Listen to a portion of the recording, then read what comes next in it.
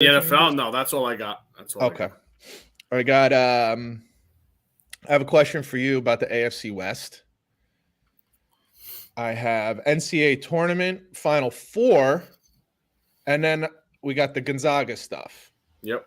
Because I hear people just talking stupid, and I just got to get into that a little bit. Before that, actually, I'm sorry, I have college rule change. Yep. Targeting. I got a few things. I got a couple other things written down. With that, or other college rule changes? Other college rule changes. All right, you take the lead on that because I don't know what that is. NCAA tournament, and then I think that's it, right? I got a Scotty Scheffler thing. Oh shit! I didn't write that down. Let's do that after. This is I don't understand why I give you the rundown. If you're not giving, you don't do any college fucking thing. What the fuck? Jesus Christ! All right, Scotty Scheffler. I can't text you when you're fucking emotional. Send the pictures of the beach. It's a great picture, though. That's really Rosie Rehal. Hi, Rosie. Hey, Rosie. Where's she? There we go. Hi. Where's his comments, Peter? Yeah, I got. Listen, I'm wearing many hats here. You're battling. It's not easy. Are we? And then 61s. I got a great story for you today. Did you click on the thing? We're good. I didn't start recording yet, but we're live. All right. How about that? All right. You make me nervous. Don't get nervous. I got it all under control. Always do, even if it doesn't look it. Alrighty. I make good recoveries. How about that? That's fair. That's fair. Most of the time. Listen. Yeah. Sooner or later. Sometimes it takes a day. What's up, everybody, and welcome to Bump and Run. I'm Pete Calisano, joined as always by the red Solo Cup toting Scott Bracey. What's going on, dude? Animal House lovers out there, cheers. Good afternoon, sir. How are you? Beautiful thing. God bless you. God bless you, sir. So, it's like when the Germans bombed Pearl Harbor, So. There's too many young people out there that won't get that reference at all. Which is totally unfortunate. Some of them are my friends. Yeah, I was going to say, you have older brothers, so it's the only reason you're indoctrinated into that. But it's a great movie, by the way. Animal House, check it out. So we were thinking like a light news week. It might even have been, if we thought about it, might even be one of those weeks that it wasn't even worth having a podcast, right? Like maybe this would be a week off or something like that, because there's not a lot going on. Oh, the phone. And of course, I was just saying yesterday, I'm like, it's so great that we do this podcast once a week because this particular scenario has happened how many times now? Where we're like, nothing's going on. And then the day before we do the podcast, Bruce Arians decides to retire. About a week or about 2 weeks after Tom Brady decides to unfriggin' retire. So what's going on here? What's going on here?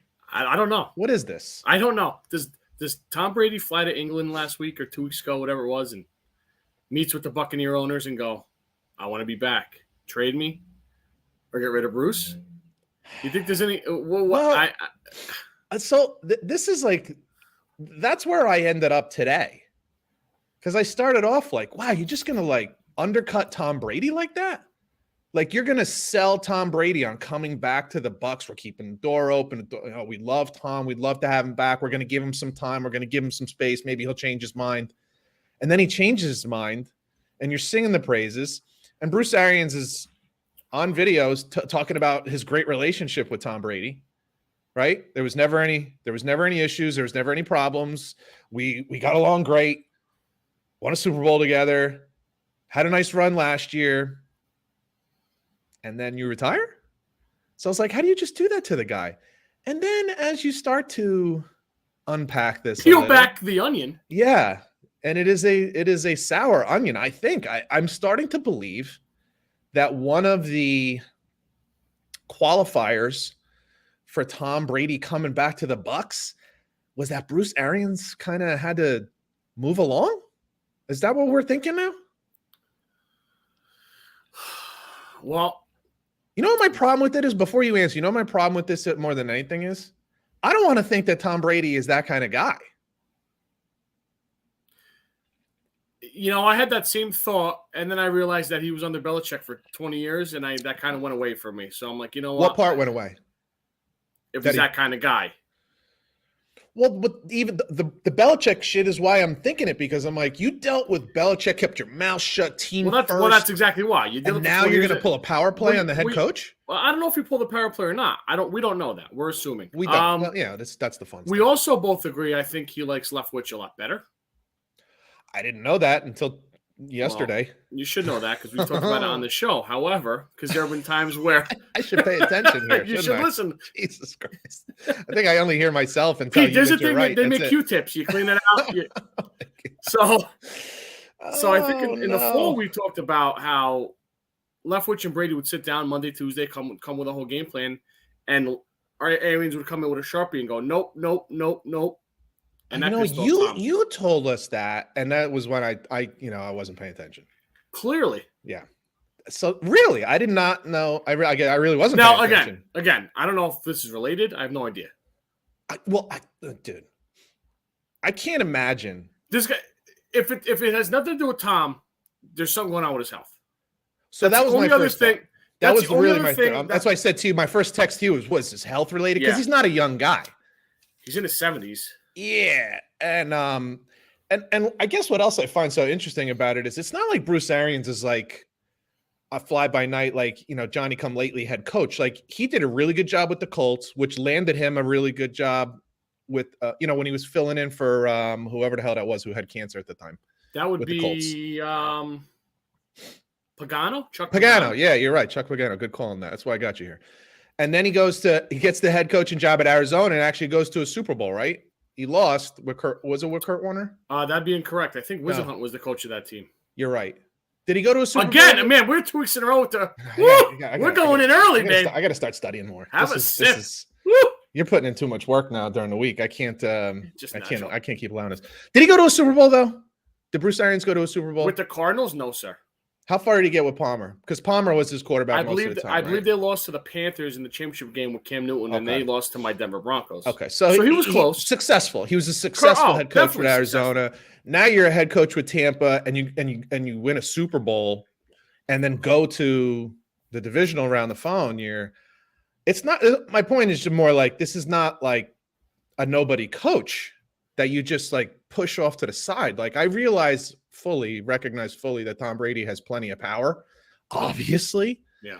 I guess where I'm at now is you're right in the sense of like we don't know to what degree, but I'm at the point now where I no longer think Tom didn't know about this, and I'm at least at the point where like maybe it wasn't a condition of him coming back, but Tom probably made it known. It wouldn't bother me if Bruce wasn't there anymore because me and Byron have a really good thing going. As long as Byron was still there. I think that was probably, as long as Byron's here, I don't know what kind of relationship he has with Bulls. Probably very little, if any. But right.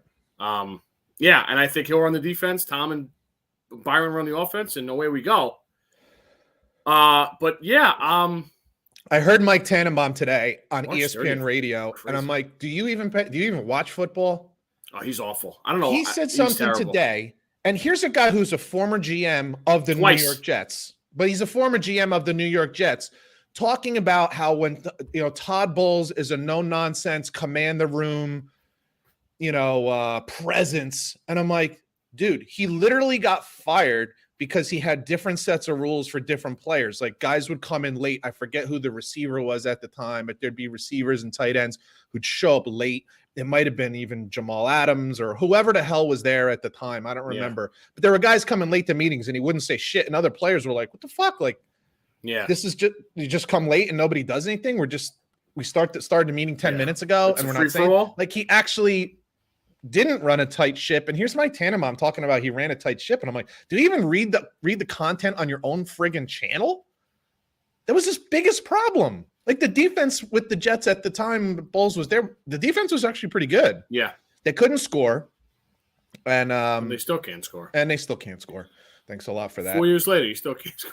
All right. Jeez, the guy gets Russell Wilson on his team, and now all he could do is just tear everybody up. Hey, you want to go to the Jets coaching staff again? No, nobody wants to hear that shit again. Jesus Christ. Actually, I got 3 very great texts about that. I bet that was funny.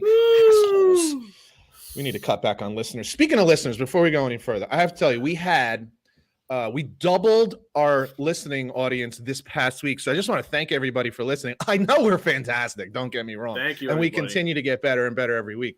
But the audience on our podcast was double what it normally is.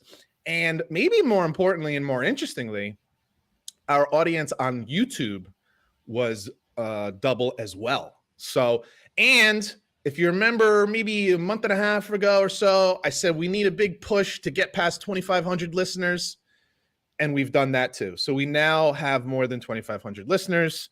We now have doubled our audience. Things are happening around here, and we just want to thank all you guys for listening and your comments and all that kind of stuff. So we really appreciate it. Everybody. You know, sometimes it feels like we're just talking to ourselves, but now we know. Well, we are just talking to ourselves, but like others are listening too. So we like that. So yeah, it just was the evolution of the thought process on how this went down has been fascinating over just 2 days, right? Like it goes from shocking to was it health to how the hell could he 2 do days? This to how Tom? about 18 hours? Yeah, it just feels like 2 days, right? Yeah. To like, how could he do this to Tom? To like, did Tom have something to do with this? And it's like, okay. So interesting. And we'll see what happens. You know, it's funny because your boy Colin Cowherd was talking about the reason that Tom Brady retired in the first place was because, you know, Bruce Arians runs too loose a ship, and, you know, down there in Tampa, the players don't take it seriously. Oh, it looks like Tom Brady likes the fact that things are not taken too seriously and it's a little loosey-goosey. So, Mr. Cowherd, you were wrong on that. Again. When do we replace him on ESPN, Pete? You think or Fox, where he is now? Yeah, on Fox. They'd be smart, and we would take half the salary, right? He gets $6 million a year. You would take $3 million. I would take $3 million. I'm fine with that. I would settle. It'd be, you know, a salary reduction for us, but could sign on the dotted line there, I think. I'd settle. I'd have to talk with my lawyers. Your golf game might get better too, a little more golf. Yeah, absolutely. I could run this right out of my Atlantic City apartment. It'd be great. We got a major rule change in the NFL. You want to tell us about that one? The NFL has decided to look into the playoff OT, postseason OT rule, not regular season. It's going to be run the same as it has been the last couple of years. Why don't you explain the rule as it stands? So like regular season. The regular season OT rule is both teams get a chance to get the ball if the team who receives the wins or coin toss scores a touchdown, then the game's over. Right. So as everyone went bananas in the Kansas City Chiefs Buffalo Bills playoff game, absolute wild shootout. The Bills had a field goal lead with 13 seconds to go. Correct. And they allowed Kansas City to get two massive plays and tie the game. The Chiefs win the toss, score a touchdown. The Bills knock the football, and the whole world went crazy. How does Josh Allen not get a chance to tie the game? Well, you know, there's three phases of football. There's special teams, defense, and offense. Two of those let you down. One of them was fantastic. Yeah. So they decided to put a rule change in. So now the rule change is, and I think I might need a little help here, Pete, if you can. Both teams will get a chance to get the ball, regardless of what happens. However, if the team who scores a touchdown first goes for two and it's successful, the game's over. Is that correct? Well, that would be news to me. I didn't know that. I believe I read that. I believe you. That. Yeah, I believe you. I don't know that.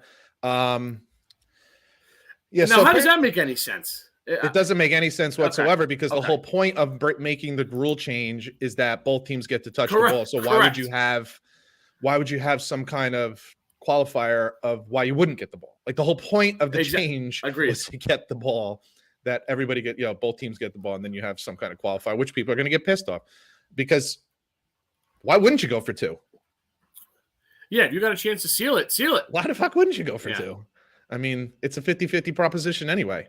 So a couple things here. The main reason that if you look statistically during the regular season, overtime is more or less a 50-50 prop. Like, it doesn't matter who wins the coin toss. It's kind of like 52% of the time the team that wins the coin toss wins overtime, that's negligible, right? The problem is in the playoffs, it's like 8 out of 10. The 8 out of the last 10 teams who won the coin toss won the game. And the real reason which you could trace that back to is by the time you get to the playoffs, you're left with nothing but good teams. And what that really means is nothing but good quarterbacks. And if you give a good quarterback, kind of like a sudden death opportunity, well, 8 times out of 10, they're going to convert on that and make it happen. And then the other thing is knowing that you can end the game with a touchdown as opposed to just, scoring a field goal and, the other team gets the ball. Teams are, and this is kind of makes it fun, frankly, teams are a little more aggressive. Whereas it used to be in overtime, teams would just position themselves for a field goal. Yeah. You have a team like Kansas City in the playoffs who could have kicked the field goal before that, going all the way and scoring the touchdown. So I get why the rule is in place. There was a large contingent. So the rules committee is made up of coaches, mainly or solely, I'm not sure. And there was a large contingency of coaches that were like, play some friggin' defense. Yeah. There is the other side of the ball. It's not like Kansas City scores a touchdown on every possession or Josh Allen scores a touchdown on every possession. Play some friggin' defense. You watch these guys play defense in overtime, and there's a lot of prevent defense. There's a lot of like soft coverages because you don't want to give up the big play and the big touchdown to end the game. But then you end up just letting the other team walk down the field and then get in position to get the touchdown anyway. You got to play. You got to just play the game, and they don't do that. With that said, I don't have like a problem, per se with the rule change. It is what it is. It's okay.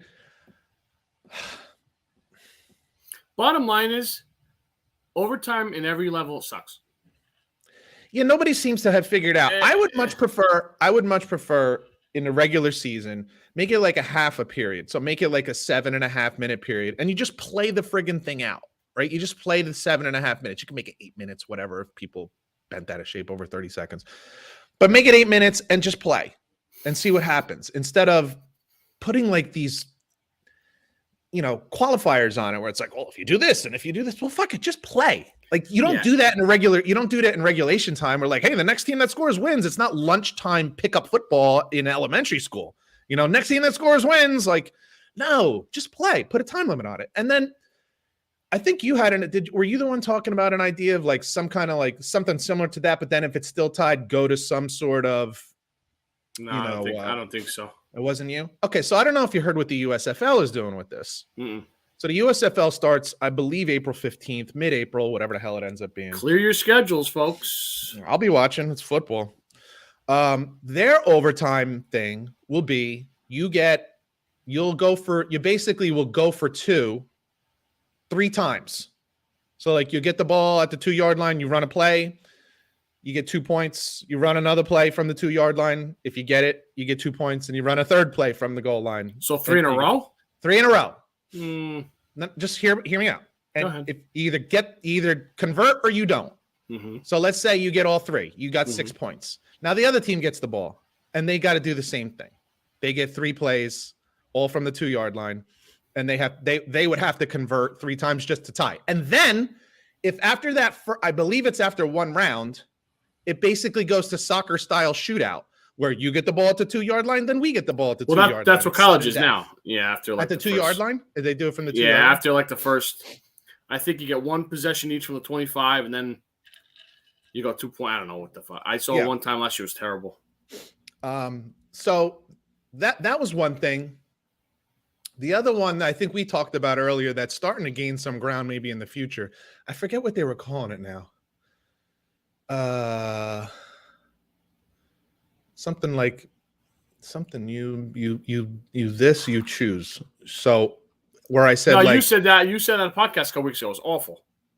No, but it's gaining ground. Where like one team decides I place, you choose, or something like that. So like if I win the coin toss, I decide where the ball's going to be placed, and then you have to decide whether or not you want the ball or you want to play defense. And then you just play it out from there. First team to score wins. So one of the problems that ownership, GMs don't love about overtime in general is that guys are tired, it's late in the game, and they don't want injuries. And I find this to be utter bullshit. Yep. Guys get hurt in practice. Deshaun Watson tore a knee in practice. Guys get hurt jet skiing. Like shit happens, dude. You're putting more games on the schedule. Yeah, here's an idea. Win it in regulation then. If you're so desperate not to get injuries, don't add a 17th and eventually an 18th game. I mean, don't talk to me about injuries. I don't want to fucking hear it for an extra 5 minutes. Give me a break.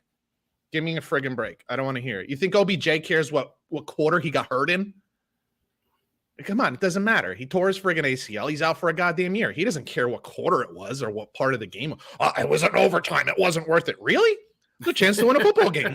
It matters. So for me personally, I would rather you just say put a specific amount of time in the clock and just play it out, just like you would in regulation. That's what they do in hockey, right? They just add 5 minutes to the clock. So I would say add 7.5, like a half a quarter. Yeah, whatever. But hockey, when they score, it's over. I would do that. No. I wouldn't do that. I would just play it out. I would just play it. Well, hockey scoring is a lot harder. I agree. Yeah. It's a lot rarer. So and they also tweak. They're going 3-on-3, which makes it more exciting. That is kind of cool. Yeah. Why don't we go to like 7-on-7? Yeah. Quarterback. Knock it down to 7-on-7, right? One Mississippi, two Mississippi. Yeah, let's change the game completely. Yeah. So I don't know. I just it seems like they can't get it right. They never get it right. I don't know that this is. I don't hate the idea. I don't hate the idea of both teams getting it. It just seems like the game has become so quarterback and offensive centric that it's losing a little bit of something. The ratings are still high. People still love it. So I'm probably wrong. But to me, it's losing a little something. All the rules are geared towards quarterbacks and wide receivers. And I don't know. I feel like it's losing a little something. So you got to give the defense a little something, and then you got to go out and play some defense. But whatever. I would prefer there just be an extra period.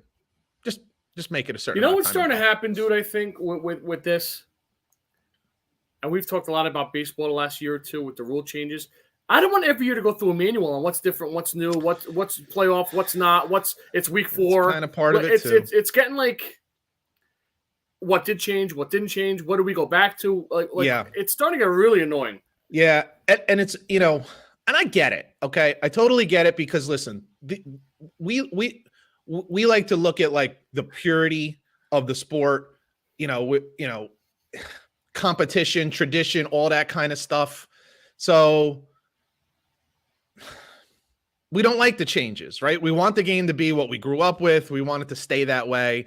But what we forget at that level is that it's a form of entertainment, right? It's a business, and that business is entertaining its customers. And what they're really focused on doing is trying to deliver what the customer wants. So I get that too. I don't have to like it. And there's a lot of things that I don't like the pussification of the game. Yeah. I just don't. I think it takes away from it. But I get it because you don't want your stars getting fucking decapitated or getting knees taken out and all that kind of stuff. So I get it. I just don't have to like it. You know what I mean? I can do both. I'm allowed to do both. I'm allowed to say this is bullshit, but I understand why the fuck you're doing it. Yeah, I'm kind of in the same boat with you. Just kind of getting. I mean, what else are we gonna do now? And listen, everything can still be tweaked. We've seen quarterbacks get a hard breeze on their helmet and they call a personal foul. We could still have, specific roughing the passer penalties without it being so ridiculous. Okay. If I just touched a guy's helmet, that's a personal foul. Can we make it personal foul? It's a foul. Some of these things wouldn't even be a foul in a basketball game. And we're calling it a penalty on a football field. And it's come on now. Yeah. Let's be real here. So there's adjustments that can be made with that too. Again, I really genuinely don't think it's that big a deal. How many overtime games do we get? Yeah, that's what's also funny about this. We won't see an overtime game until 2026 now. And the trip of it is that Buffalo game is the impetus of this whole thing. There's been other situations where teams are like, man, I didn't even get a chance to touch the ball. But this really has been driven by the fact that Josh Allen specifically didn't get and you know why? Because he played a phenomenal game. Buffalo was winning the whole time. Mm-hmm. And you're like, God, a team like that, they don't even get a chance to get the ball after the way they played. It's a long game. You had your chance. You fucking lost. You know the rules. You know how this is going to go. Do better. You had 13 seconds and a team had the ball on their own 20-yard line and you let them score a field goal. That's not on an overtime rule. Like, we shouldn't even be talking about overtime. The story is that Kansas City scored with 13 seconds left, from their own 20 with 13 seconds left. Not that you didn't get the ball. By that time, you were deflated. Buffalo was deflated because Kansas City got the score after getting the ball on their own 20-yard line with 13 seconds left. That's the problem here, not the goddamn overtime rule. If it was reversed, if Buffalo had scored and tied the game in any form and then sent it to overtime, they would have been the ones that were juiced and had energy and probably would have gotten a stop, even if Kansas City would have got the ball. You know what I'm saying? So momentum is a bitch. Especially in football, momentum is a bitch. And they lost momentum. So, whatever. I had something I wanted to ask you about the AFC West. Go ahead. Because, you're all excited about Russell Wilson, rightfully so. It's a big deal. The Raiders are excited because they've made some moves, brought in Devontae Adams, some other defensive players. Like, they're looking nice. Everybody's improved, right? And yet Kansas City loses Tyreek Hill. They're going to try to revamp their offensive line again. Tyrann Mathieu probably gone. Tyrann Mathieu probably gone. Are the Chiefs still the favorites in the AFC West? I would say yes until proven otherwise. I struggle with this one. If this was any other division, like if the Chiefs were in any other division, I would say absolutely. I know you have a lot of faith in the Chargers, or at least had a lot of faith in the Chargers. That's why you picked them to win the division last year, like kind of a surprise. But it wasn't like shocking surprise. It wasn't like picking the Detroit Lions to win their division or something. Like, most people thought Justin Herbert's great. There's a lot of talent on that team. I don't think you were the only one to pick them to win the division. I thought you were wrong, but I didn't think you were crazy. Mm-hmm. I get it. So you look around that division, you're like, all right, so the Chargers got better, Raiders got better, Denver got better. Kansas City theoretically got worse, although they picked up some Scantling and Juju Smith. Juju. Like, dude, these are not nobody players. And you start to wonder how much of it is Tyreek and how much of it is Patrick Mahomes. Right? And we're going to get a good sampling of that once we see games when Tyreek Hill's playing for Miami and Tua's throwing to him instead of Patrick Mahomes. You know what I mean? And Tua's throwing lawn darts on him. Yeah, and same with Juju Smith-Schuster. When Patrick Mahomes is thrown to him, a healthy, young Patrick Mahomes, as opposed to an aging, weathered Ben Roethlisberger's thrown to him. One team has a good offensive line. Pittsburgh had a shit offensive line. Like, it's amazing how mediocre guys go to good teams and become stars, and great guys go to mediocre teams and become average. One team has Andy Reid. The other team has somebody named fucking Matt Campbell or whatever. What's his name? Matt Canada. Correct. Yeah. So, let me ask you this. Rank the quarterbacks in that division. The West? From best to worst. Mahomes won. Coin flip Herbert and Wilson, probably Carr fourth, but not far behind anybody else. Like, so if you were to, it's crazy, right? Like, it's crazy. Carr is the fourth best in that division, and he's probably the second best in most every other division. Second best, besides probably. Yeah. The North is tough. I don't know if I put him again or Herbert and Watson. Herbert. I'm not Herbert. I'm sorry. Burrow and Watson. Yeah, that's fair. Yeah, I guess that's fair. Right? Well, we don't know what Watson's going to look like, but that's fair. And Jackson, would you take Carr or Jackson right now? I would take Carr. You would, I think I can win a Super Bowl with Carr. Last year, I would tell you out of your mind. This year, I'd probably have a conversation with you about it. I think it's... Yeah.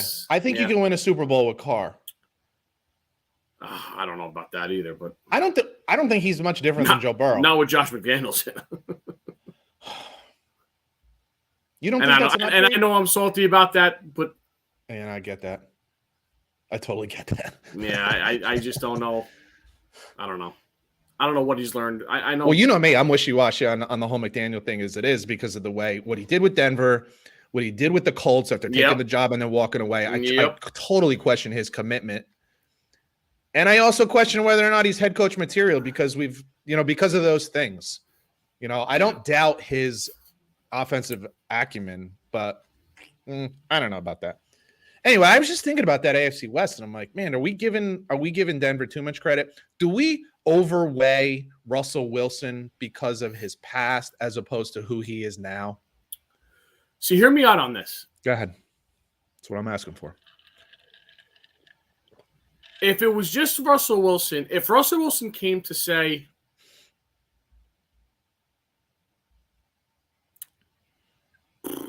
what's a fucking man? The AFC is too fucking. All right, how about this one? Dude, the AFC is bananas. I know. I have to pick a better team. Dude. I have to pick another team.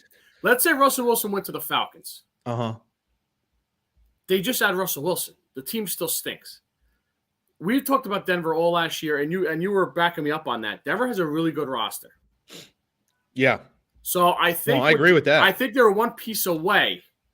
So I don't think we're overvaluing Russell to the Broncos. I think he's like the perfect piece. Okay, so not Russell Wilson. I'm not asking if we're overvaluing Russell Wilson to the Broncos. I'm asking if we're just overvaluing Russell Wilson. I don't think so. No. Okay, so here's what I'm looking at, and we won't get answered until the season starts. This very well may be a similar situation to Matthew Stafford, right? Like you get a guy coming from, and it's a little different because obviously Russell Wilson had great success with Seattle early, but recently it's been mediocre to bad. Okay. And that's Stafford's entire career with the Lions was bad, was mediocre to bad, right? The whole career was. And then he comes to a team who's loaded. He's, universally recognized as a really talented guy, but he's on a bad team with a bad organization and just the whole thing. And it's like, wow, he's going to make a big difference when he comes here. Wait till you put all this talent around him. And that's what we're kind of looking at with Russell Wilson in Denver, right?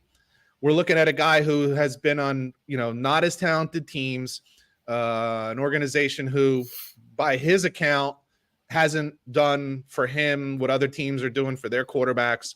But some of it's his fault as well with the money. I have pointed that out multiple times, and I think it's 100% accurate. But time will tell. But I do think there's a little Stafford piece here because he is going to a team that's friggin' better than what he was on. We're going to find out. I don't think he's better than Matthew Stafford. It's hard to say that after he just won a Super Bowl. See, I think 3 years ago this was a different conversation. Russ has well. Yeah, his Super Bowl was like 10 years ago. Yeah, but I'm just saying different circumstances, man. Do I think he's better than Matt Stafford? I don't. Man.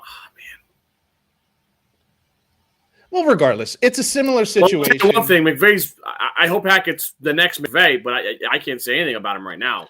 McVay's that fantastic. Is part of it too. This is a rookie head coach. Yeah, I know. I'm sure he's going to be calling the plays. Do you know that? Is he going to be calling the plays? Yes, but he is a rookie head coach, and we've seen. I don't know if struggle is the right word. McVay himself, while he did get to a Super Bowl, admitted and acknowledged that he got out coached during the game by Belichick. That was very early in his career, and he made adjustments and obviously did a great job in winning this last one. So there's something to that too. It's just a really good division. Somebody has to come in fourth.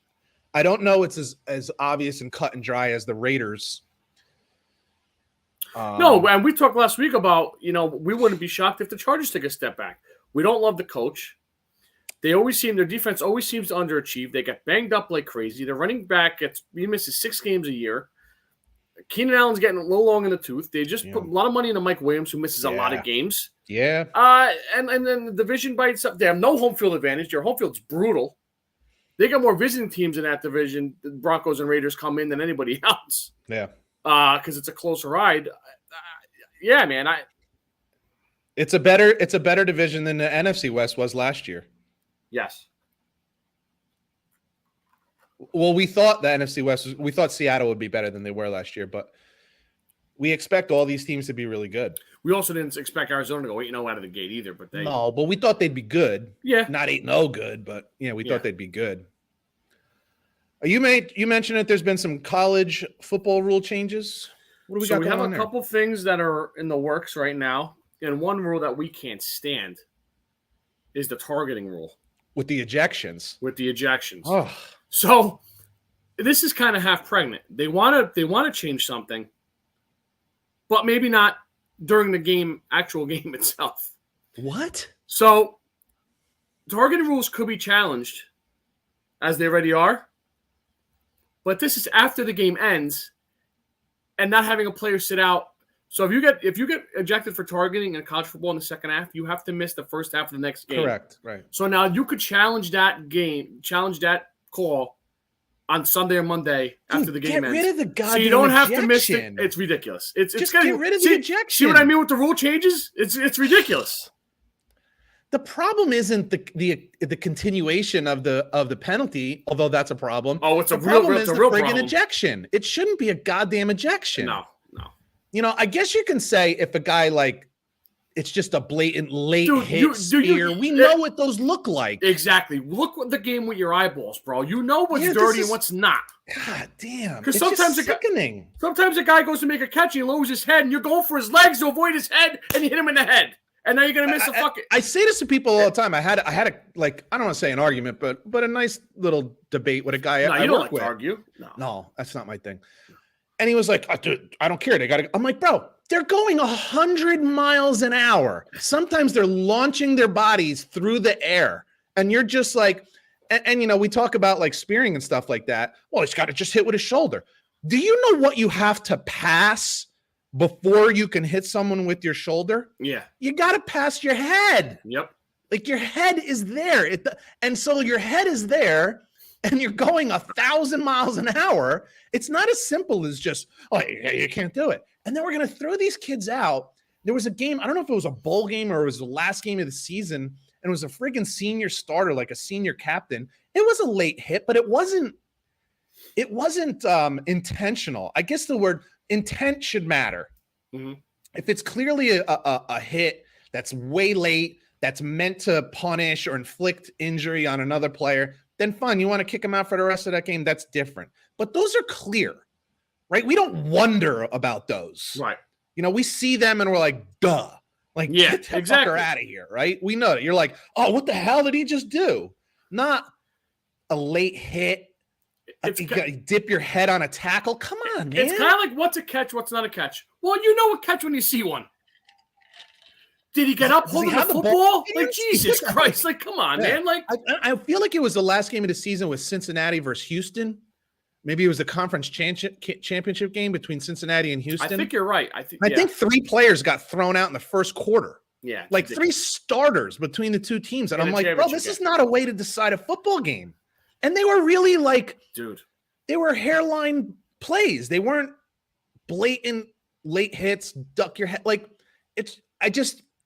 I feel like the people who come up with these rules never played football before, never had to tackle somebody because it's just not as simple as get your head out of the way. I think a year or two into this rule, a couple years back when they put this rule in, Michigan's playing Michigan State, night game, raining. Michigan's middle linebacker goes to like make a tackle. The play, there's a pile in front of him. He gets pushed from behind from a Michigan State player. His face mask hits another guy's head. They threw him out of the fucking game. Dude, it's crazy. Like, there's clearly what are we doing? Like, even if by some bizarre rule you want to call a penalty on that, which the way you're just, I don't know the play, but the way you're describing it is ridiculous. Oh my God. But even if you just end up calling a 15-yard penalty, we just say, damn, that was a bad call. The kid doesn't lose a game. Yeah. Like, that's idiocy. Never mind the game you need him in now. You miss the first half of the next Potentially, game. If it was the second half of the game. Yeah. It just, I'm sorry. It's just, I understand you're trying to delegate keep that stuff out of the game. Yeah, I know. Come on, man. It's a violent sport, and this is going to happen. If you want to call it a penalty, I guess that's fine. But don't kick these kids out of the games unless there's intent to injure. To me, that's important. The intent is important. And I feel the same way with the NFL. Like, intent matters. Of course it matters, right? Like, you know, in boxing and MMA, there's a shot to the nuts, accidental, and then there's a shot to the nuts, not accidental. Yeah. And they treat them differently, right? Like, you clearly went after his ball sack, and then or it was a mistake, and they treat those very differently. Intent matters. Mr. Ball sack? Yeah, I just like saying ball sack. And in that Michigan State game, it's like instead of we're sitting here going, oh, good, they're going to kick the Michigan State guy out, give him a 15-yarder for the late hit, push. No! What are we even looking at it for then? If you're not even. I know. But by the way, I lost a little respect for your Michigan Wolverine football team today, and I'm sure you know why. Yeah, listen, bro. He's friends with him. He knows him. What are you gonna do? Fuck that. No. What are you gonna Kaepernick's a dickbag, and he made him a honorary captain for the blue gold game. Get the hell out of here. Get out of here. That's bullshit. Well, I'm hearing from a lot of people, Michigan people, it's huge for recruiting. So Harbaugh's got to play the game. I don't love it either, but what are you going to do? Yeah, it's also huge for losing half your audience. Brilliant. Well, who's losing it? There'll still be people. There'll be still 110,000 on Labor Day weekend. Do you need any more reason for people to dislike you and when you're a head coach in college football? Do you need any more reason for donors to be pissed? Don't you want those people off your back? Harbaugh, especially, you would think. Yeah, I mean, come on. Haven't you had enough of that for the last 4 years? He's a weird dude. Do you like that's going to make a difference in recruiting? I was going to go to Ohio State, but they had Kaepernick as the honorary captain. Now I'm going to Michigan. You should. I should send you some tweets. It's really bananas. Not one guy's changing his mind because of that. Not one guy's changing his mind. No, but it's the whole woke audience and shit. I know, and it's bullshit. I got 22 texts about it. What are you gonna do? I'm not going to it. Couple more rule changes. Let me hear him. I'm pissed off already. You're pissing me off, Scotty. Injuries. Ooh, now, what can you do about faking injuries, my friend? We're going like European soccer here. They're going deep in depth here. So, what do? If you leave the game per injury, do you have to sit amount of plays? Like what is the what's the penalty not to do that? Because like if the guys are running 2-minute offense and they're running the ball, throwing the ball up your ass, what are they doing? Some guy falls down. I don't know. That's what they're discussing it. Oh, they're discussing that. Discussing Okay. There's no. The guy runs. Oh my god, I'm so tired. Oh my god, I got a cramp. He runs out and the next play he's in. Do you have to sit out the rest of the series? What would you do to fix that? Because it is a problem. It is a problem. It's one play. I can get a stinger in my shoulder and 30 seconds later I'm fine. Yeah, I know. So who's to say? Exactly. So how do you determine if I'm hurt or not? You ever twist your ankle in the middle of a game, whether it's basketball or football, and it scares the shit out of you, and you go down, and you're like, "Fuck," and you go out, and then you're like, "Oh no, I'm okay. Right. I'm okay." Yeah. Like it wasn't bad. It felt like this is gonna be bad. Yeah. Like you do one of those, you're like, "Oh shit," and you almost go down to the ground, kind of thing, and you're like, "Oh." You shake, you get like the shivers. You're like, "Oh no, fuck, this is gonna be bad, man," and you're like, "I'm okay. I'm okay." You know what? Sometimes it takes a minute. So I mean, happened before. That stinger thing is real though. On the shoulder, man, you feel like your fucking arm just fell off. Yeah. But then suddenly it's okay, right? Yeah. Or I've been hit in the side, like almost like we'll call it like the ear hole, like the cheek, the jaw cheek pad. Yeah. And dude, it sends you. You feel like you got whacked by Mike Tyson. You need a minute. Sometimes you need a minute. And when this happens, a lot of times it's not so much when you're getting tackled. A lot of times this will happen when you're going to tackle somebody and somebody else is coming in at a different angle and you make the hit and they're late. So you moved the running back out of the way and now your own guy hits you in the friggin' jaw and it like sends shockwaves through your spine. You need a minute. I was telling this story the other day or like in the winter watching football with my buddies. And it's like, dude, how can you play without a mouthpiece? And I'm like, bro, I forgot to put my mouthpiece in one time. We're playing at Patterson Catholic, and I had it in my helmet. Oh, not the game to do it. And I go meet the fucking kid in the hole, and dude, I thought I was like a cartoon character. My whole shit rattled, and I'm like, "What the hell is that?" And I think Willie or Mikey were like, "Dude," I'm like, "Oh, motherfucker." Yeah, it's not for never your again. Yeah, never again, man. It's like it's for your brain. No joke. It's no joke. It's for your brain and your. And listen, we get into a conversation about why these guys are the way they are. Put a mouthpiece in you. Yeah, that's a good place to start. And one more rule change potentially. What else you got? They want to eliminate low blocks. That would kill the military academies right then and there. I hate it. They did that in the NFL. They've done that in the NFL already. That's ridiculous. I hate it. And listen, this is going to sound horrible, but I think you're a football guy. You're going to know where I'm coming from. You know what you're signing up for, guys. Well, this is just it, right? With low blocks, with head hits, with you know what's funny about this? You know what you're signing up. You're trying to protect the players. It's the players that hate it the most. Yeah, they would rather get hit in the head than the knees. Yeah, that's why I say like about softening up the NFL. It's about targeting. These rules are all made for quarterbacks, and it's Tom Brady and Peyton Manning that are like, these rules suck. Yeah, they're bullshit because it's changed the way the game is played. I can be more risky. Tom Brady was talking about not just him getting hit, but even the idea of where I throw the ball now. I used to be more careful about throwing it over the middle because my guy's head would get knocked off and his head would be rolling around on the ground singing, I ain't got no body. Now he doesn't worry about that shit because you can't make that hit anymore. I love that. You know what I mean? Oh, that was my college coach, Coach Kakuza. He used to say that all the time. But you know what also changed the game too for Brady and Breeze and Manning?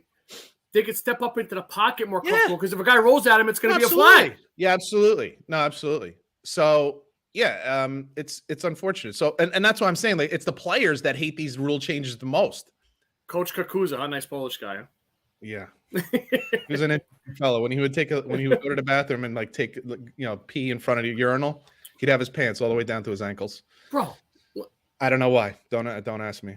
Obviously, it's a pretty rough memory burned into my skull. So yeah, I'm not going there. Needless to say, I used to hold my pee until I got back to my place. So,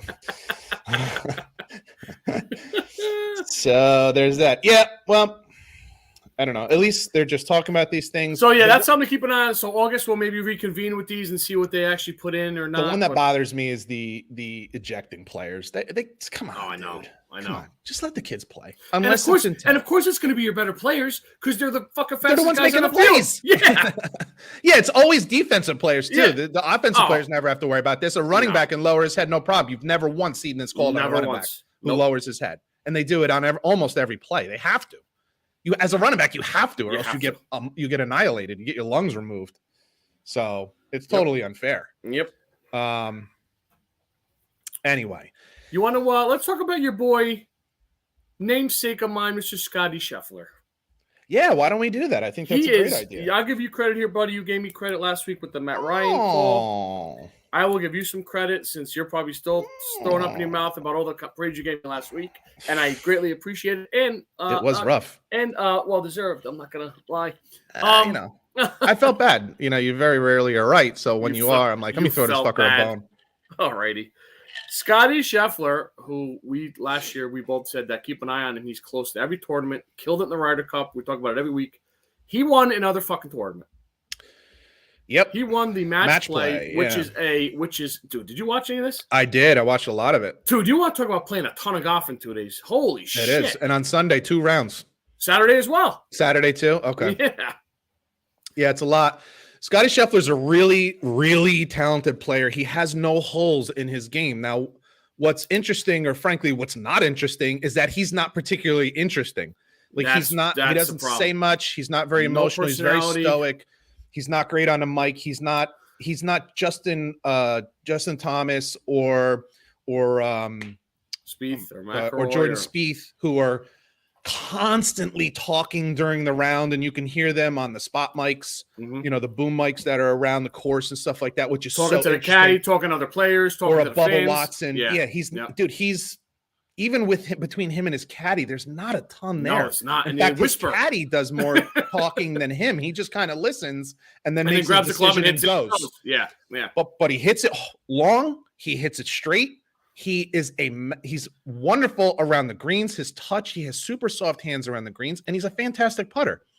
I'm just telling you, he's great out of the sand too. He's fantastic. He's a really, really good player. Now, why wasn't he winning tournaments? Well, it's fucking hard.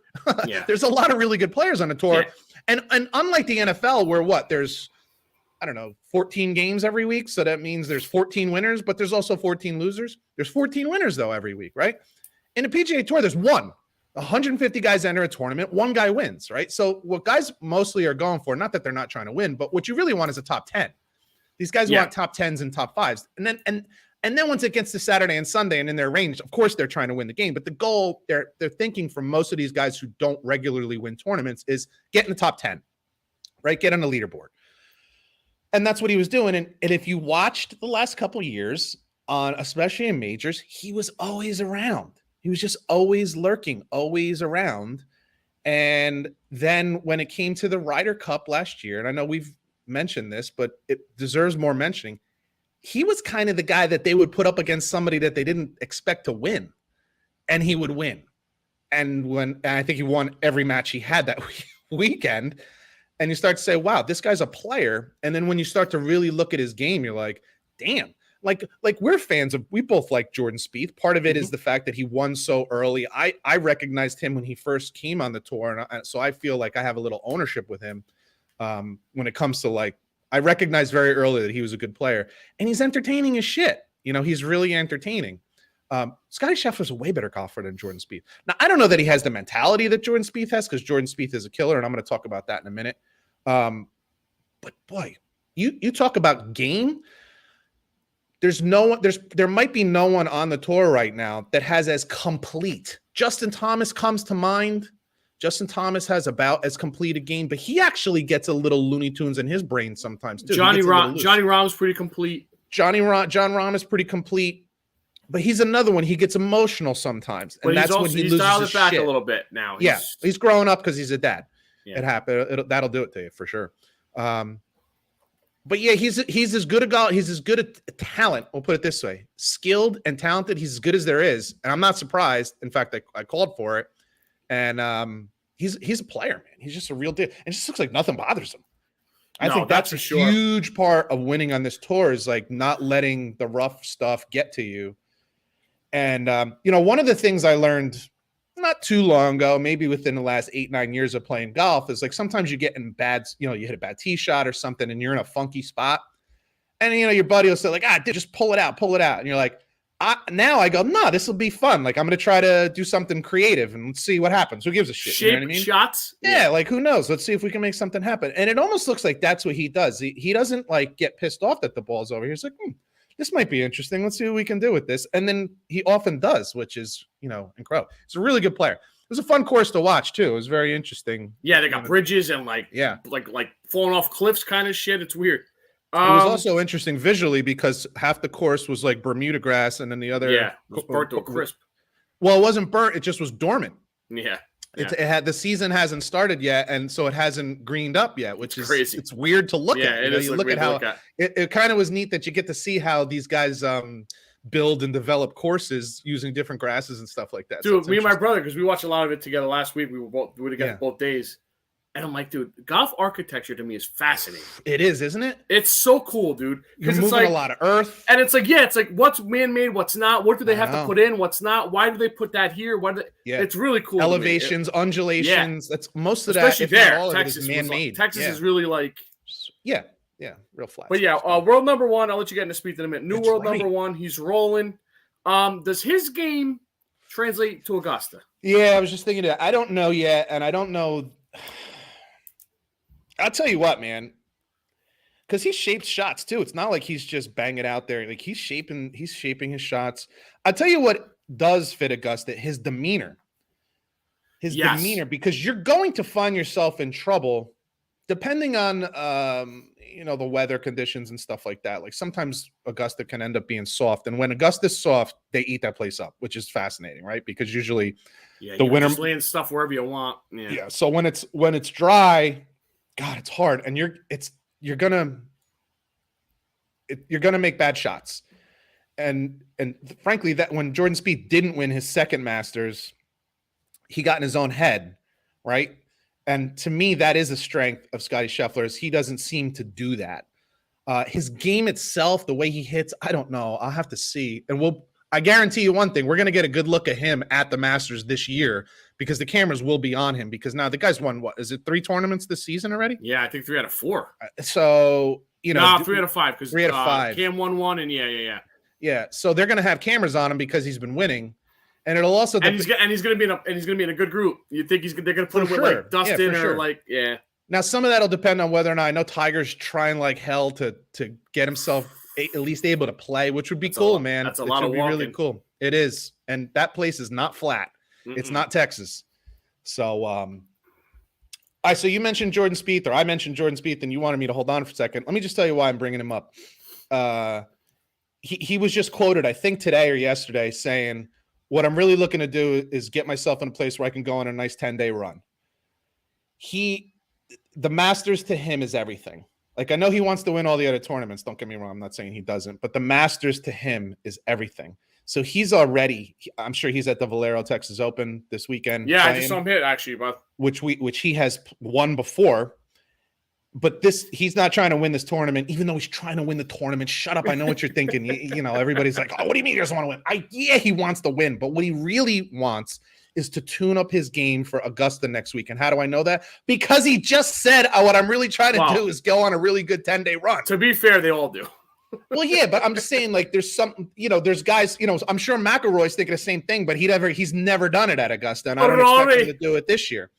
So the reason I'm bringing that up is to say if you're a gambling man and you want to throw some beans down either this week, definitely next week, Spieth has been under the radar. He hasn't been playing particularly well. If you're looking to get a good price on Jordan Spieth, this week might be the week to take him. And I would definitely throw something on him for top 10 at Masters, top 5, top 10, see what kind of odds you get. Hey, do me a favor. Is Dean Dolan the guy that does the DraftKings golf? Yes. Tell him to send me that next week. Okay, I will. Yeah, I will. I don't know. We mentioned Mike Dean over at Dean Dome Sports. You can find his podcast on Spotify and Anchor as well. He does some really great analysis with golf. And frankly, I don't know if he puts out, he sends it to me, his DraftKings and FanDuel lineups each week. He should put it out. But I don't know if he puts it out there. But if he does, you should check that out because he's ridiculously successful. I'm not saying he wins every week, but he really does a good job. He does his research and he does a pretty good job with that. So I'll have him send it to you. But you guys can probably check it out on Anchor and Spotify as well. Okay, so the NCAA tournament is coming down to the Final Four. It's been so fun. We talked last week. I remember when we talked a little bit about, or maybe it was when you and me were probably texting over the weekend. How I said I want St. Peter's to win, but I want to see Duke versus NC in the Final Four.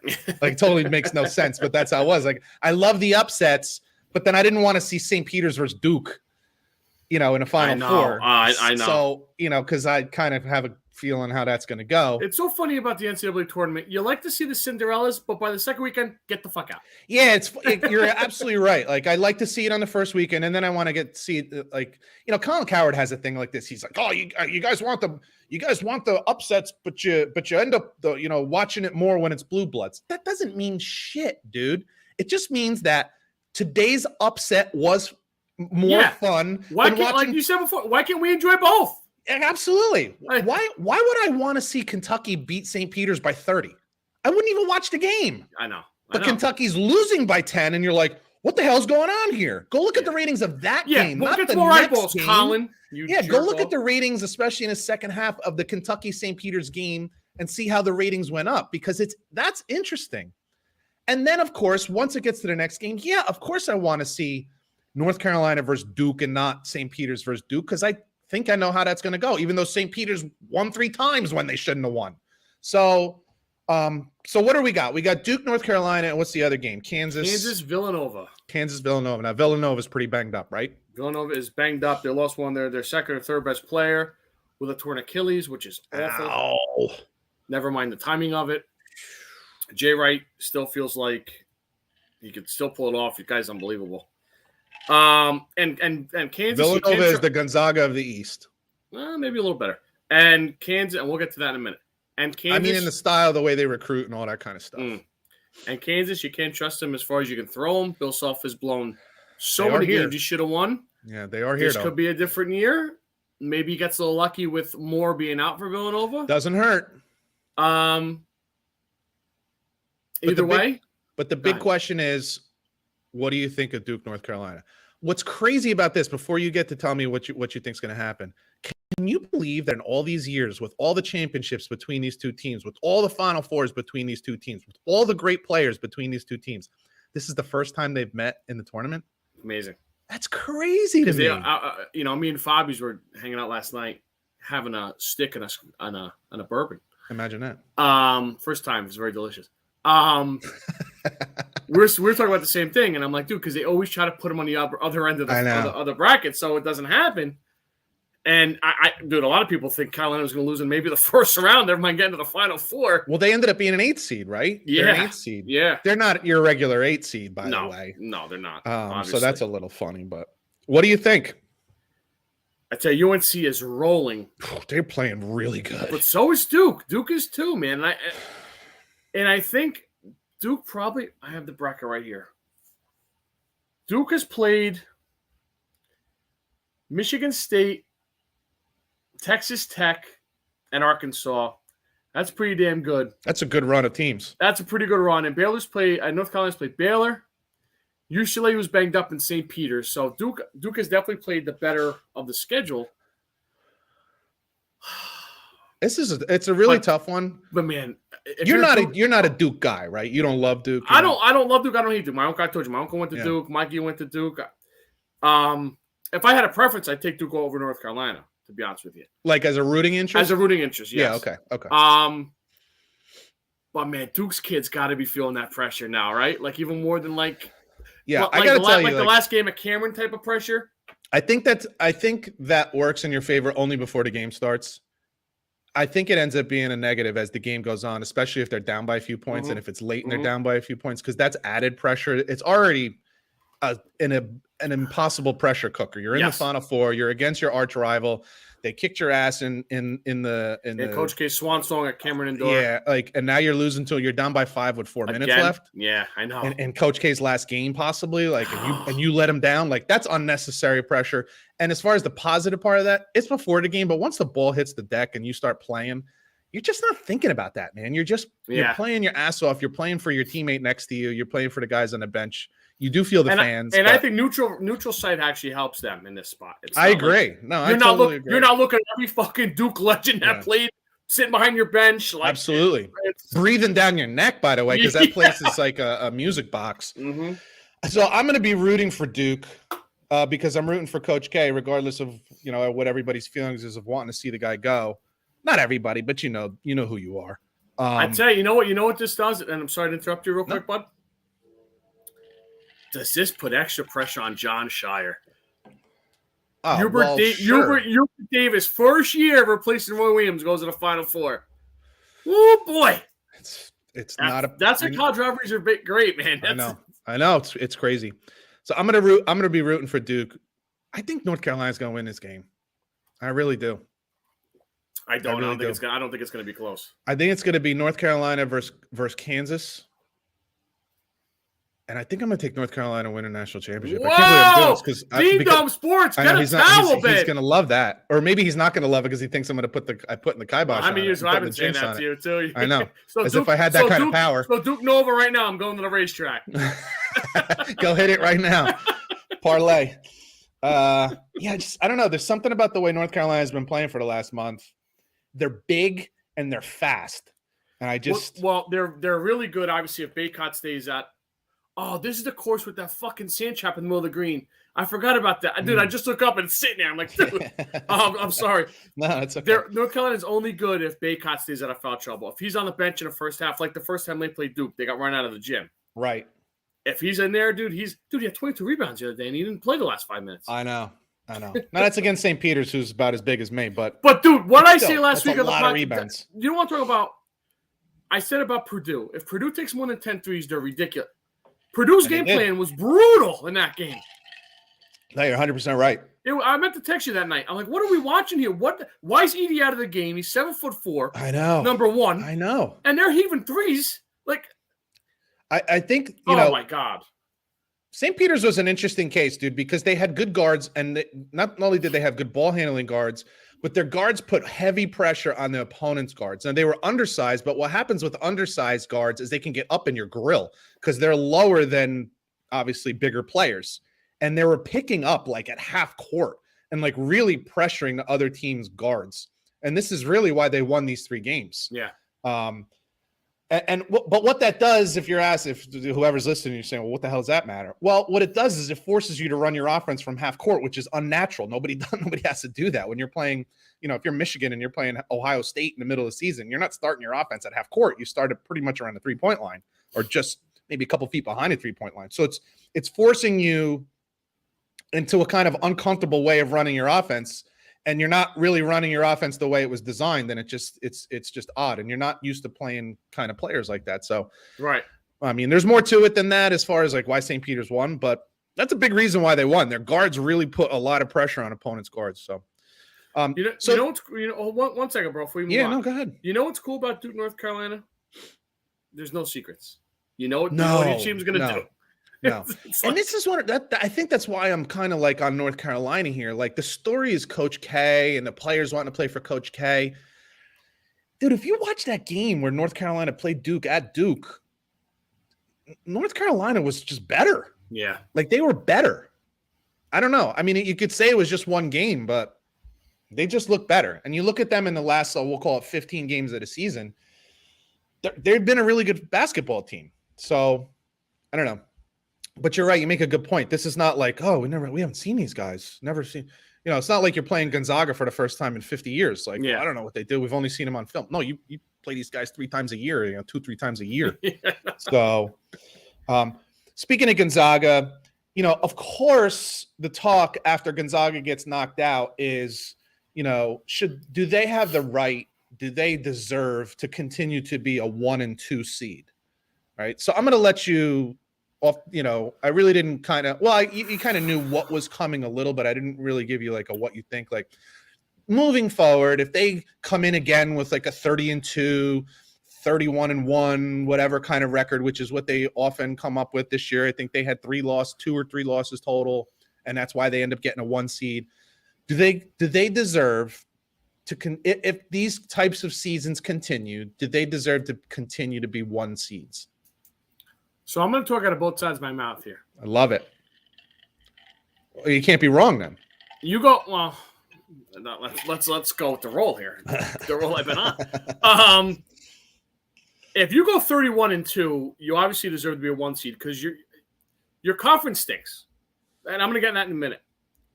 But they do play pretty good non-conference. Very good. I was going to get to that. They play Duke or Kentucky or Kansas or Michigan State or whatever the case may be in these. I'm going to go over that in a minute. These tournaments. But the schedule. So me and my buddy from work were talking about it.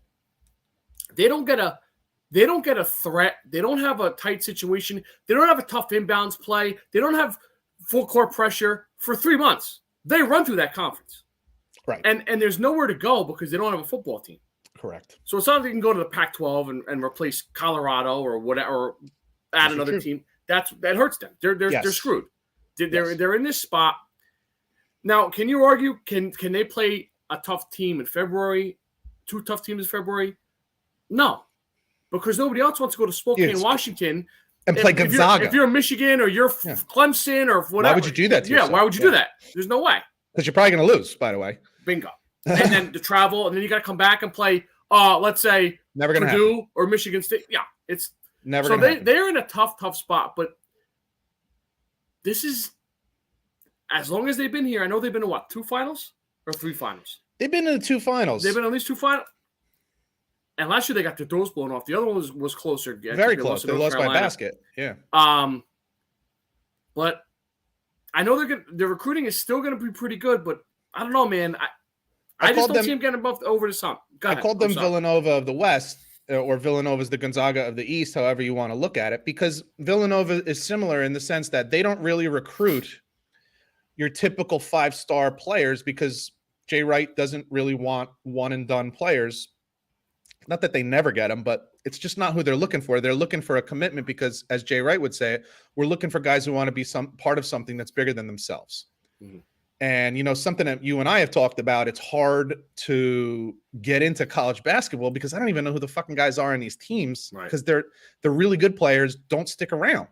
So it's hard to be fans when you don't even know. You're just rooting for a jersey. You're not rooting for players. Yeah. There's no Christian Laettners, Grant Hills, Michael Jordans, those kind of guys. Like even a Michael Jordan stuck around for 3 years. So you're doing 3 years. A lot. Yeah. So that's what makes it hard. And what you get with Villanova and Gonzaga are these longer term, players, and you get to know who they are, which is part of the reason that people do like a Gonzaga, because I've seen these guys before in the tournament, in the preseason or early season tournaments that are usually in Hawaii or Alaska or Puerto Rico or wherever they end up being. Yeah. I've seen these guys for 2, 3, sometimes 4 years, and I kind of know them and like them because they're a good team also.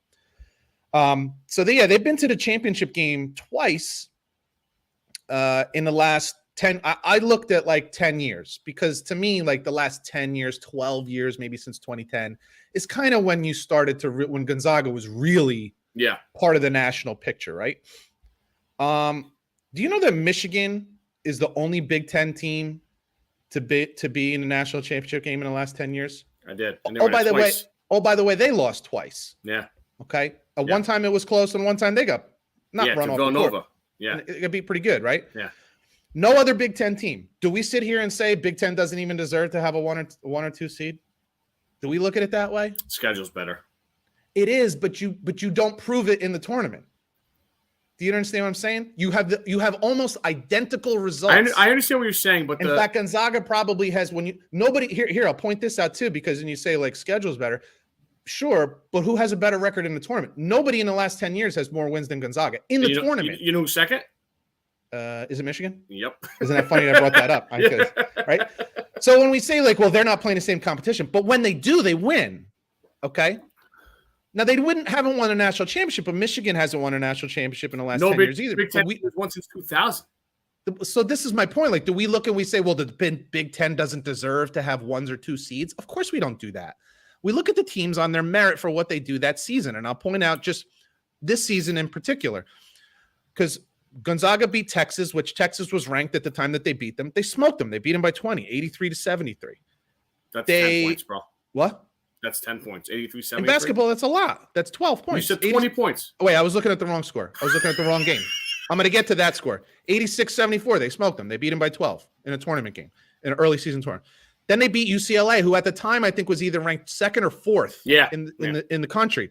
They smoked them 83-63. Okay, they smoked them 83-63. This isn't a nobody. This is UCLA. Okay, a team that went to the championship last year, or Final Four at least. Yeah, and they almost beat Gonzaga in the Final Four. Yeah. Okay. They did lose to Duke, and you're like, wow, they lost to Duke. They lost to Duke by a basket. It was 84-81. This was a close game. This is not like they got blown out by Duke, who many people think will win the national championship this year. So no shame in that. They lost to Alabama by 9, so you could say that wasn't the greatest loss. 91-80, was not a great loss.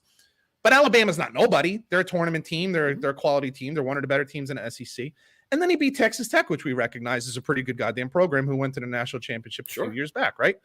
69-55. They smoked them too. That's just this year. God bless you. Excuse me. Thank you. Okay. How about Kansas? How about Kansas? Or frankly, any other what are they, the Big 12? Yes, sir. But Kansas is a true blue blood, right? We consider them a blue blood. They're a national power in basketball. They haven't won a national championship in those same 12 years. You know how many times they've been to the national championship game? 0. I think it was 0. Maybe once. Last 12 years, I would probably say maybe once. I think it might have been 1 and they lost, but it was because I think they won one. They won in 08, I think. I can't read my handwriting, of course. You're a fucking gym teacher. Oh, because I'm writing in such a rush. But do we say that the Big 12, that Kansas doesn't deserve to be a number 1 seed? Of course we don't. Of course. Why? This is a Gonzaga team who in the last, I think 5 or 6 years has been to the national championship game, not just the Final Four, but the championship game twice. Once close. So with this all being said, I still feel like you're down on Gonzaga. I wouldn't say I'm down on Gonzaga, but I just think it's ridiculous to say that this team hasn't earned the right to be a 1 or 2 seed, depending on what their record is. I think they have actually proven themselves. You know, what's funny is when they first came on the scene and they were going like 31-1 and all this kind of stuff, and they were getting 1s and 2 seeds, and nobody had heard of them yet. They're like, who's this Gonzaga weird name? That's when they were getting bumped out kind of early, and they weren't even making it to the Sweet. They'd win the first game and then lose the second game. Yeah. But now, like, you know, they got knocked out. Was it the Sweet 16 game this year? Yes. Okay. And they make it to the Final Four. How many times have they been to the Final Four in the last 12 years? And they made it to the championship game twice. Don't negate that. Don't minimize that. That's not some small feat. There's 64 goddamn teams. I'm giving you a list of teams, you know, that are blue bloods, like big time programs. Michigan, big time program, probably the best program in the Big Ten. Hasn't won in that time, lost 2 championships. Same as Gonzaga. We don't diminish them. We don't diminish Kansas, who hasn't done it either. Like, I can probably go down the line with other teams, but like, don't do that. It's unnecessary. If they were being 1 seeds and they were the team that lost to a 16 seed, or if they were the one if they constantly were losing in the second round, but it's not the case. They go very far. They do very well. We don't say that about Kentucky, who was a 2 seed or a 1 or 2 seed that got knocked out this year, right? We don't say, well, they didn't deserve to be a 2 seed. No, we don't do that. But we do it with Gonzaga. It's ridiculous. I understand the argument, but you're not thinking it through because you're not seeing what they do in the tournament on a regular basis. And you're not seeing what they're doing in these kind of so-called preseason tournaments. And you're not. And when you pull the comparison up, it's a big thing too. You know. Yeah, when you look at what other teams are doing in the tournament, Because Right. because it's easy to say, well, they're winning all these games because they're a 1 or 2 seed. Well, Kansas is always a 1 or 2 seed. Kentucky's always a 1 or 2 seed, and they lose. Michigan is often a highly ranked team because they're usually one of the best teams in the Big Ten, and they lose. Like, it happens. It does happen. It's hard. It's a one and done shit. And to say that just making it to the championship game is not that big a deal. It's a really big friggin' deal. It's hard. The teams that you had to go through, whoever they beat in the Final Four, whoever they beat in the Elite Eight, those are real teams. Yeah. That's not nothing. That's not, so that's why I get annoyed. I understand you're saying that, but this is unique. There's no other team that's doing what they're doing coming out of some small conference and running the table on these teams. So that's why I'm just like, it's a unique situation. So I get why people are a little, fuck, Gonzaga doesn't belong here. Well, you're wrong. They do. Do you think Mark Few was there for the long run, or you think he maybe flirts with something else? I don't think he's going anywhere. I think he loves his job. I think he loves where he lives. Yeah. He loves his home. I think his home is on a mountain overlooking the valley. Like he loves everything about that place. It might be the best job in the world, like best coaching job in the world. There's zero pressure on him. He'll be there as long as he wants. He doesn't make what like the big time coaches make, but he makes more than anybody else in his conference by far, probably double or triple the next closest guy. They love him. He's a god. Yeah, that's the best job going. I would love to see them win one national championship. I would like to see it because that would validate everything I just said, but more importantly, it would validate him and them as a program. It's like I thought last year and this year they had their best chances to win it all. But Definitely. But you don't know what they have coming back. You don't know who they're bringing in. So it's like you can't say that next year either. Yeah. Is that dude Timmy? Is he a senior? He's a sophomore. He's a redshirt sophomore. No way. Yeah. With the I'm sure COVID year. You think he's coming back? He's got to come back. He's got no pro. I don't think so either. No, he's got to come back. I don't see it at all. Dude, would you want to be a god at Gonzaga, rack up records, or go play in fucking Beijing? Or sit the bench in the NBA, maybe. Yeah. So I agree with you totally. I think that's a no-brainer for him. Yeah, so I mean, he's probably their best or one of their best players. They rely on him a lot, and if he's coming back, they're going to be a good team. And I tell you, that guy Chet Holmgren too, bro. He's 7'1", 195. Yeah. What do you do with him if you draft him in the NBA? You got to put him on a nutritional program for a year. He can go up against fucking Embiid and the Greek Freak. Nope, can't do it. You can't do it. He can move like those guys either. So I mean, that's like a weird thing too, dude. Like. And listen, they've always done a great job of reloading. They have guys that are on the bench right now that you didn't even see play that they know are going to be players next year. Yeah. They have a great program there, dude. It's not like if you look over the last 10 or 12 years, there's not a single year where there's like a dip. I know. They graduate guys. Well, they win 25 straight conference tournaments? Something like that. Something bananas like that. So, they're not going anywhere. We're going to be in this very situation again next year. I don't even know who their players are going to be other than Timmy, but they're going to be here next year, and they're going to probably garner a 1 or 2 seed unless there's, some elite. And then the question becomes, especially on a year like this year, who the hell else was deserving of a 1 seed instead of them? I know.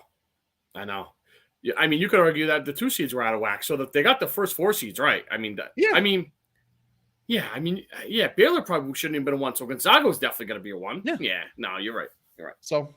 Baylor got knocked out by an 8 seed. Do we bitch about that? Do we say they shouldn't be here? Of course not. Now, I know it was North Carolina, but I'm saying it was an 8 seed. 8 seed was in the Final Four. So, it's just a bad argument because the team loses 1 game. You're discounting everything else they've done.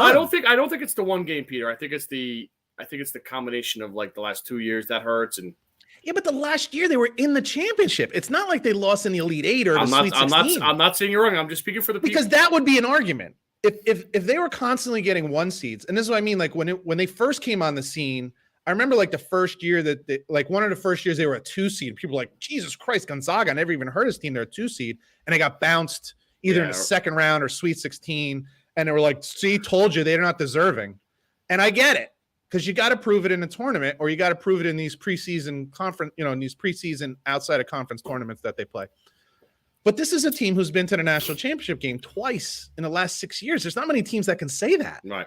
So that's not nothing. That's not nothing. 20 NCAA tournament wins in the last however many years. That's not nothing. No.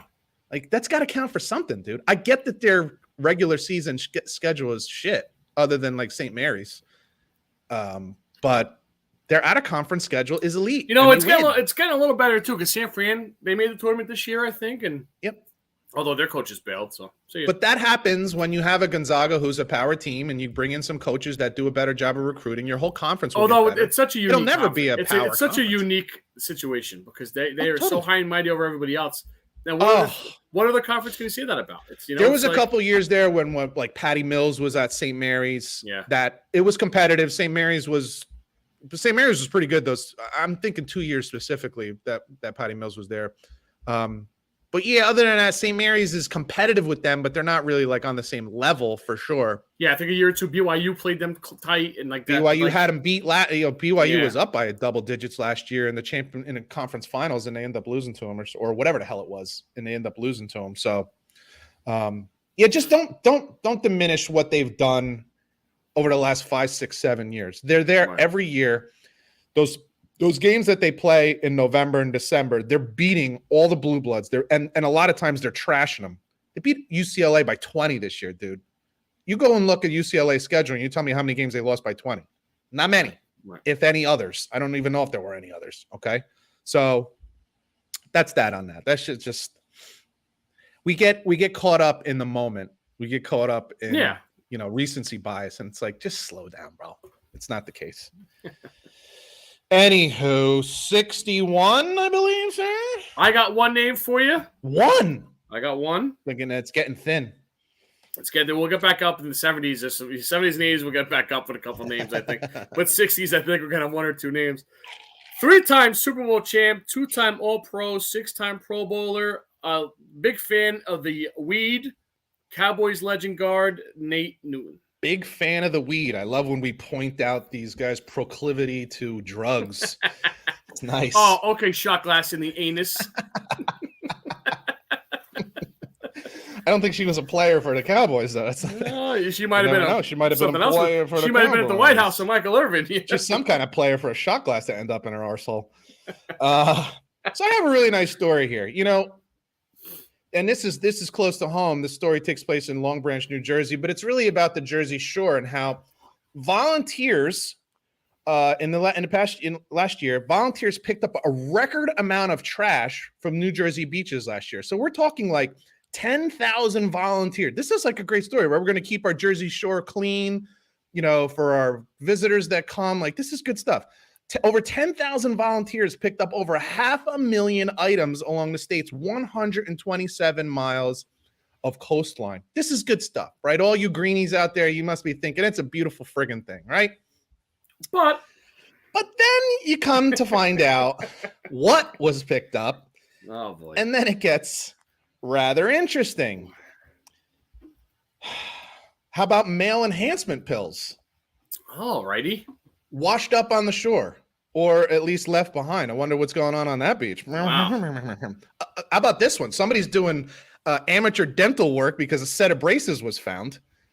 Did some poor 16-year-old kid get tired of having his braces? He's like, fuck this, I'm ripping these motherfuckers off. Let me get me a wrench. Tear off their braces? Or is there a dentist out there that's doing work on a yacht? And he's just like, come on out, I'll take care of you, sonny. How'd you like to mow my lawn? Mm-hmm. How about this one? This one's nice. And I guess they were doing some cleanup at night because they found a glow-in-the-dark condom. All right. I wonder if it still had its soul. Oh, no. Or did it have a special lubricating cream? Or is that cream? Full set of dentures. Interesting. A used Narcan kit. So somebody's life was saved from opiates. A bullet casing washed up on the beach. Drug deal gone wrong. And last but not least, a fake eyeball. Fascinating. Fake eyeball. So some guy's out there looking for his eye on the beach, but he's only looking with one eye because he's missing another.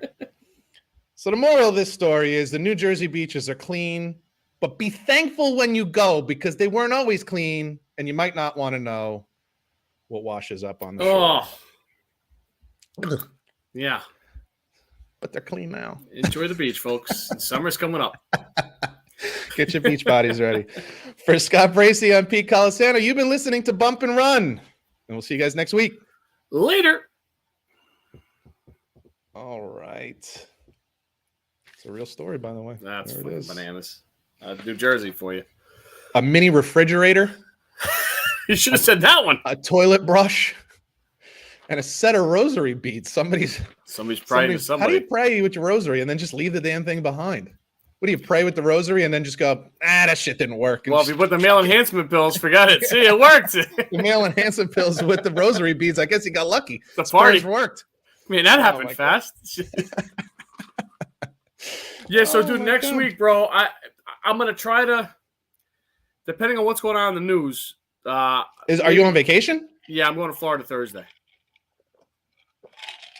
All right, so why don't we do this? Why don't we just plan on not doing it? But if something goes haywire, yeah, or if you want to do like a short, like a Masters preview that like you could even just do it by phone or just on your phone real quick. That's why I want to do something maybe like that. We could do something like that, and that can be done at any point. Yeah. You know, because we'll make it short. We could do something like 15, 20 minutes and be done with it. Okay, that might be perfect. So we'll play it by ear, but let's why don't we just say we're planning for that right now? Okay. We'll plan for just a Masters preview.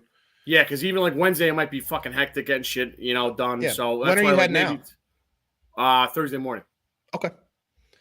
So for me, I have the kids on Tuesday, but they're gone by 8. So even if you wanted to do something Tuesday night after that might work. For 15, 20 minutes or something like that. Just because the championship game's Monday, so then there's nothing Tuesday. Yeah, I mean, we can do that. If you want, we can do like a, hey, did you watch the game? Blah, blah, blah. Right. Do a quick, 20 minutes to half-hour show. I don't even know if it would be that long. 20 minutes probably between. Yeah, we'll hit the Final Four Saturday quick, championship Monday, and then a little golf, and then we'll be out unless fucker Brady goes to the Dolphins, and then I think we got to do something. Yeah, unless there's some kind of insane news. Yeah. We'll plan on that. That sounds like a plan. Okay. Awesome. All right, buddy boy. Thank you, sir. I'll talk to you later. You got it. Later. Bye.